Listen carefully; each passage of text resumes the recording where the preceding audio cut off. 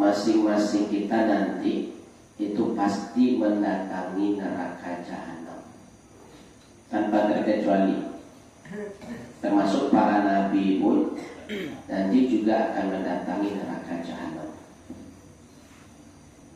Dalam hal ini Bapak, ada 3 penafsiran ulama tentang ayat 71 ini. Wa in minkum illa wariduha, kalian pasti akan mendatangi jahanam. Penafsiran pertama mengatakan bahwa semua manusia termasuk para nabi juga akan masuk ke dalam neraka jahanam. Semuanya, nabi pun masuk neraka. Alasannya satu Ibu, karena semua manusia berdosa dan orang-orang yang berdosa pasti masuk neraka.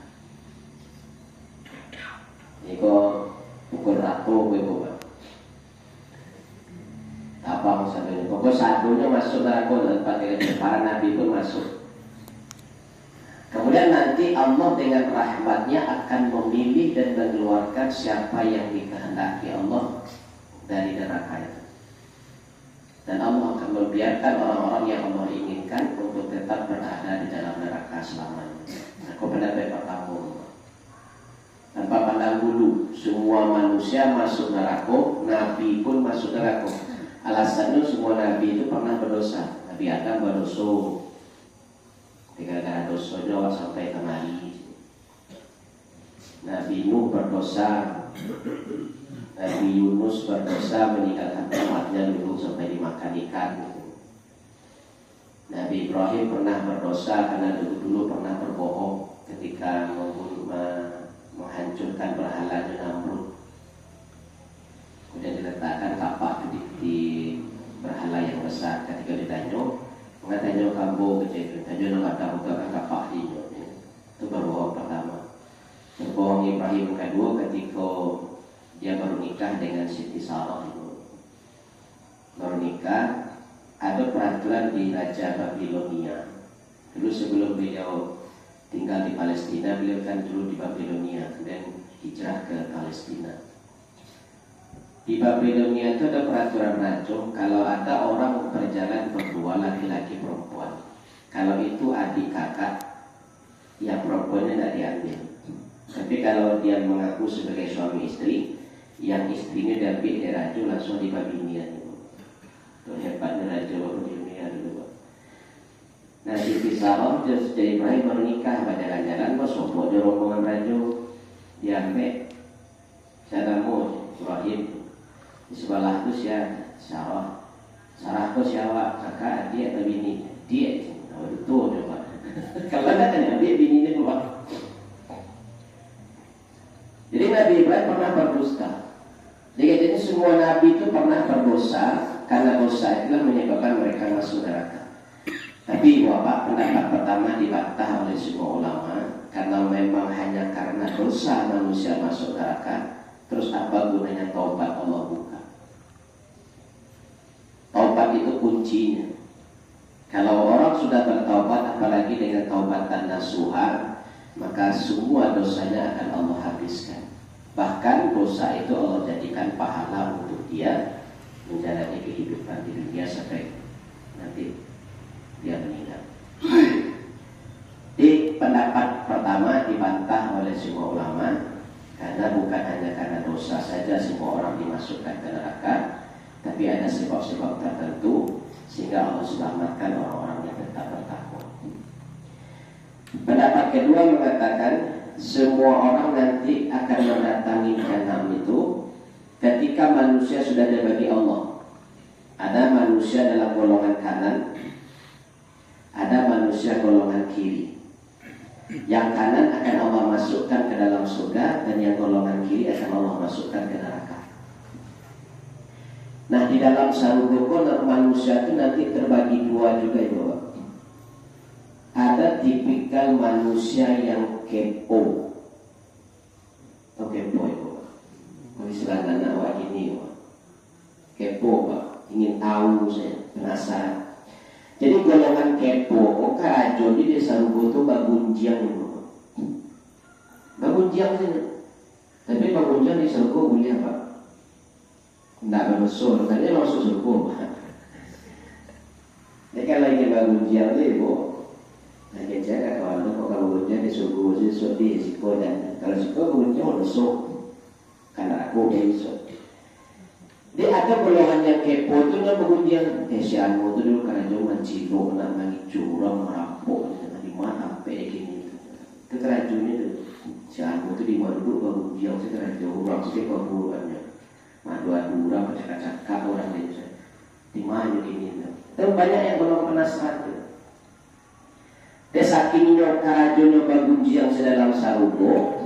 Batanya tentang si A, si B, si C, di mana sampai.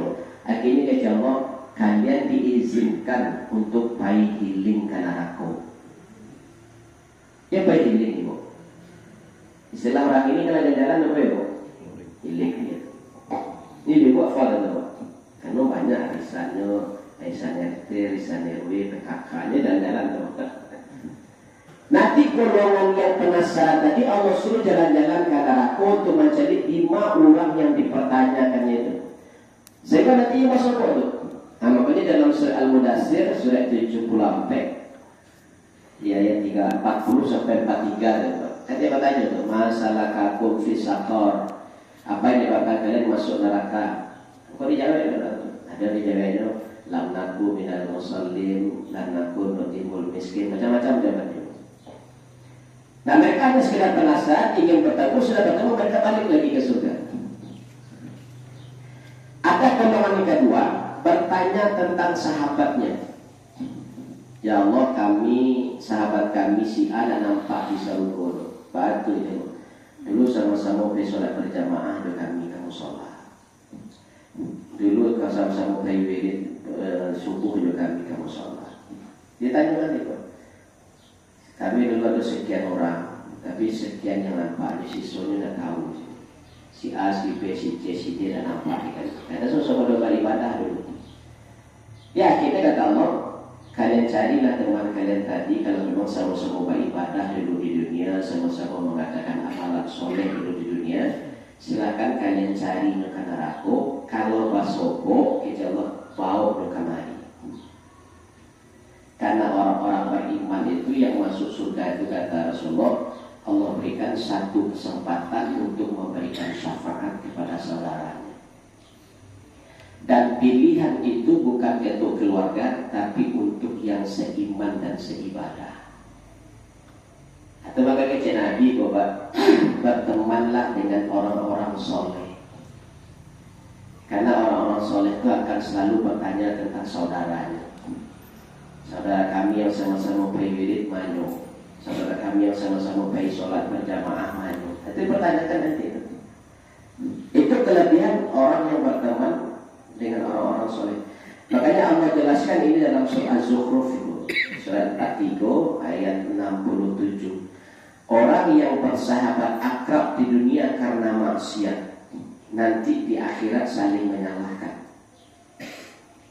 Ya Allah, bawa saudara kau gara-gara apa kawan si A, menyasar bawa kawan dia dulu ya Allah. Kalau kau tak apa dia mungkin nak masuk neraka bodoh. Kau gara-gara apa kawan dia mungkin nak bawa masuk neraka je. Agak kasi aku. Nah tentu para mereka itu bakundi-kundi itu dia dulu. Bakundi-kundi itu dia dulu. Kalau pai bacari dia nak ada dia bacari dia bertanyawan ke orang.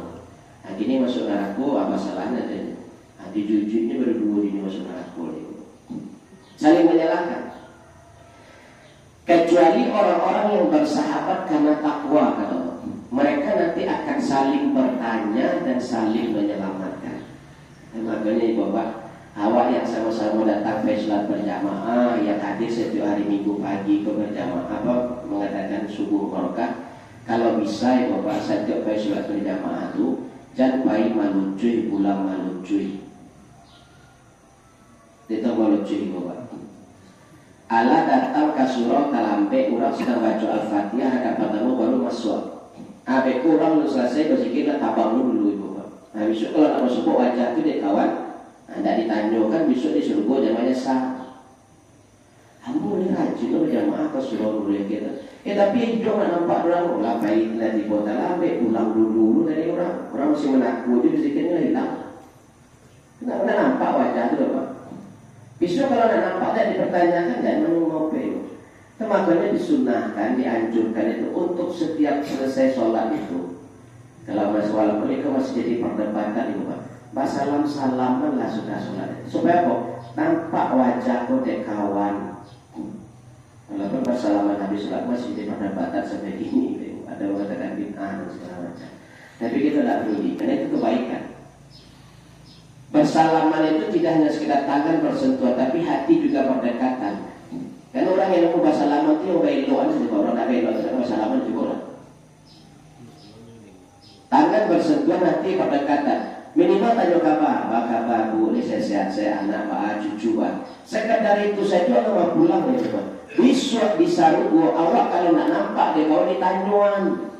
Si anu mah, si itu mah, sama-sama berjamaah juga kami. Sama-sama hadir di pengajian sama kami. Nah, makin aktif kita di wirid-wirid pengajian, di majelis-majelis ilmu, semakin banyak yang bertanya awak nanti bapak ketika awak nak duduk di saruku. Iko sholat subuh tidak pernah, kabar jamaah, gitu. Wirid-wirid tak pernah tipu. Habis itu berharap ditolong oleh saudara. Siapa menolong awak itu Pak? Kalau wajah itu tak pernah nampak orang di surau. Mulailah kita mengaktifkan diri dalam kegiatan-kegiatan keagamaan itu, dan kemudian aktifkan wajah itu nampak semua orang. Kalau pulang sholat itu salam-salaman gitu. Setelah selesai wirid itu salam-salaman gitu. Supaya wajah itu nampak di kawan, nanti dipertanyakan. Ini walaupun awak tetangga sebalai, bapak ajo saling tukar kue, tukar makanan, tapi kalau tidak sama-sama dalam akidah susah nanti itu. Walaupun kawan kau menjadi sahabat dan ditanya kan sama kau nampak ada kan, tolonglah bocil, karena awak kerap dulu di dunia tetangga sebalai. Tapi nak masuk dalam golongan itu, kan yang seiman nanti ada kan. Nah, makanya bapak. Golongan yang pertama hanya penasaran ingin tahu siapa orang itu, kenapa dia berada di neraka. Golongan yang kedua saling bertanya dan saling menyelamatkan. Jadi berapa itu di golongan itu. Itu makanya orang yang di surga pun akan mendatangi neraka jahanam hanya untuk sekedar melepas rasa penasaran atau ingin menyelamatkan saudaranya yang seiman dan seakidah. Yang ketiga penafsirannya tentang wa in minkum illa wariduha, setiap kalian pasti akan mendatangi jahanam. Ini pendapat ketiga mengatakan berkaitan dengan titian sirat. Karena kata Rasulullah di hadis Muslim, titian sirat itu dibentangkan di antara dua punggung jahanam. Di kawah jahanam itu di bawah, dari ujung ke ujung itu direntangkan titian. Artinya titian sirat itu berada di tengah-tengah neraka jahanam. Jadi titian sirat itu melewati kawah jahanam. Jadi awak akan melintas titian sirat itu di atas neraka jahanam itu. Disudut ke sudut dipancang, dirantangan titian. Jadi titian itu di akhir neraka jahanam itu. Dan kata Rasulullah, jahanam itu apinya hitam dan titian sirat itu gelap. Karena titian sirat itu dibentangkan di atas neraka jahanam, dan seburuk-buruk api jahanam itu kata Nabi adalah yang paling hitam. Jadi titian sirat yang akan lewat itu nanti bawa ke alam mana, dan nampak jalannya. Makanya kata Nabi, beri kabar kepada orang-orang, beri kabar gembira kepada orang-orang yang selalu berjalan menembus gelapnya waktu untuk datang ke masjid atau ke musala sholat berjamaah. Beri kabar mereka yang beriman itu. Jadi kata Rasulullah, beri kabar gembira kepada orang-orang yang selalu berjalan menembus gelapnya waktu untuk ke masjid atau ke musala berjamaah. Karena dari setiap langkah yang dia langkahkan itu merupakan penerangan nanti di akhirat. Jadi bagi orang yang selalu berjalan ke masjid atau ke mushola menembus gelapnya waktu untuk berjamaah, satu langkah yang dilangkahkan itu adalah penerangan nanti di akhirat. Sama waktu yang kalam itu. subuh, isya. Dan orang-orang munafik kata Rasulullah, dia tidak pernah hadir di subuh dan isya berjamaah. Makanya orang-orang munafik itu nanti langkah kakinya kalam gitu, bahkan badannya pun tak bercahaya. Nanti Bapak buka surah Al-Hadid surat 57 ayat 12 dan 13. Orang-orang yang bertakwa itu nanti badannya bercahaya dan langkahnya bercahaya. Di ayat 13-nya kata Allah, orang-orang munafik akan berkata kepada orang yang beriman tadi, sabar tungguan kami, kalau kami butuh cahaya engkau untuk berjalan. Coba yang kali Bapak, awak yang jalan ke masjid atau ke surau berjamaah untuk subuh dan isya, itu setiap langkah kita itu nanti penerangan di titik sirat. Dan orang munafik karena tidak pernah hadir di subuh dan isya berjamaah, makanya langkah kakinya tidak akan pernah bercahaya. Di semuanya Allah jelaskan. Nah terkadang ibu bapak mohon maaf, awak tanpa sengaja itu menjadi MTS, munafik tanpa sengaja. Sholat lain di waktu, tapi kadang-kadang subuh dan isya aku banyak yang tidak datang berjamaah. Justru membedakan antara orang beriman dengan orang munafik. Kata Nabi, lihat subuh dan isyanya datang kalau saja berjamaah. Kalau di zaman Nabi subuh dan isya aku aja itu tidak pernah nampak sholat dulu. Kalau kalam dulu penerangan tidak ada di zaman Nabi, lampu tidak ada segala macam. Di orang berjalan itu, kalam-kalam itu di sebenarnya karena iman. Orang munafik tidak nampak datang subuh dan isya, kenapa? Dia takut datang itu kalau tidak dicari orang. Karena subuh itu siapa macam ini kalam dulu. Bahasa lisi pun awak tak tahu siapa bahasa lisi. Padahal pun bahasa barat karena nak tahu siapa bahasa barat. Karena kalam memang tak ada lampu di zaman itu. Kalau waktu ini tak ada lagi. Jadi sedemikian orang. Cuma tetap pengibaratannya di waktu-waktu yang gelap itu, disitulah penerangan bagi orang-orang yang selalu melangkah di kegelapan waktu untuk datang